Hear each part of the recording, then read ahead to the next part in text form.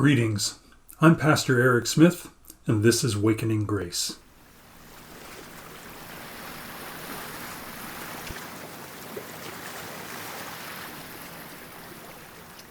We have had some great dogs over the years. What great companions they are, overflowing fountains of love in our lives. Karen and I had Molly, a black lab, for 16 years. She was a great dog. Now we're preparing to welcome a new dog into our lives pretty soon. But Flash was the best dog in the world.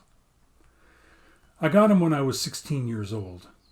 I was with some friends playing music on a ranch in Hamul.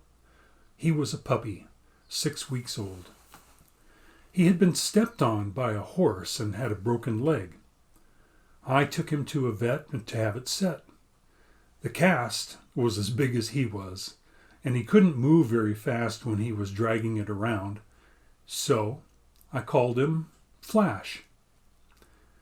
His mother was a golden retriever, his father was a Labrador retriever, so Flash was all retriever, but not a recognized breed.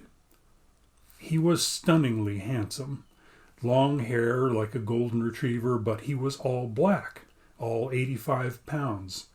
So I decided he was a black golden.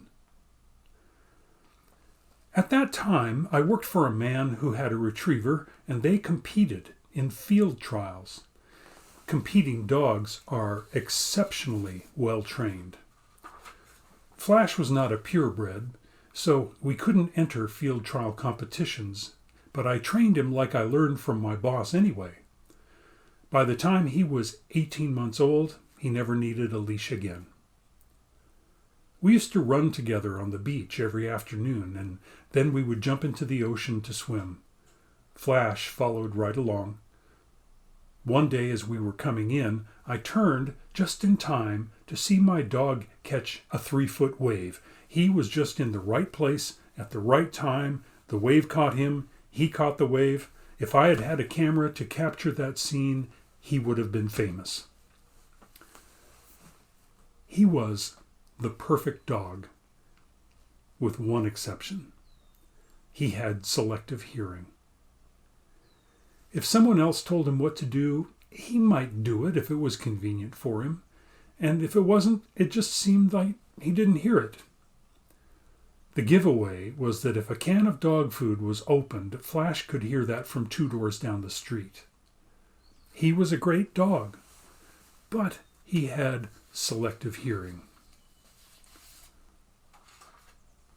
We have selective hearing too, both physically and spiritually. God speaks to us continually, but our hearing is selective. We could hear God any time, but mostly we don't. If our souls are hungry, we hear God pretty well. When we are content and comfortable, not so much. That's not about God.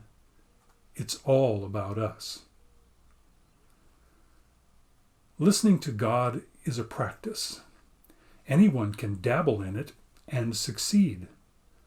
To hear God consistently, now that's following the way of Jesus.